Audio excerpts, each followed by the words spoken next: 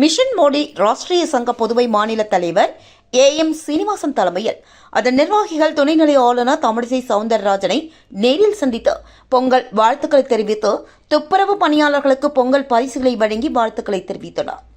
Mission Modi Rashtriya சங்க புதுவை மாநில தலைவர் ஏஎம் சீனிவாசன் தலைமையில் நிர்வாகிகள் மரியாதை நிமித்தமாக துணைநிலை ஆளுநர் மாளிகையில் ஆளுநர் திருமதி தமிழிசை சவுந்தரராஜனை நேரில் சந்தித்து பொங்கல் வாழ்த்துக்களை தெரிவித்துக் கொண்டனர். அதனை அடுத்து புதுச்சேரி கிருஷ்ணா நகரில் அவரது இல்லத்தில் 100க்கும் மேற்பட்ட துப்புரவு பணியாளர்கள் மற்றும் கழிவுநீர் சுத்தம் செய்யும் தூய்மை பணியாளர்களுக்கு அரிசி, வெல்லம், முந்திரி, கரும்பு உட்பட பொங்கல் பரிசுகளை வழங்கி அவர்களுக்கும் பொங்கல் வாழ்த்துக்களை தெரிவித்தனர். இதற்கான அனைத்து ஏற்பாடுகளையும் ஏஎம் சீனிவாசன் செய்ய அவருடன் மாவட்ட தலைவர் வெங்கடேசன், மாநில மகளிர் அணி தலைவி லட்சுமி, தொகுதி தலைவர் பாலா, செயலாளர் தங்கவேல் மற்றும் ராஜா உட்பட பலர் கலந்து கொண்டு செய்திருந்தனர். இந்த நிகழ்வில் சுமார் 300க்கும் மேற்பட்ட துப்புரவு பணியாளர்களுக்கு பொங்கல் பரிசுகள் வழங்கப்பட்டது என்பது குறிப்பிடத்தக்கது.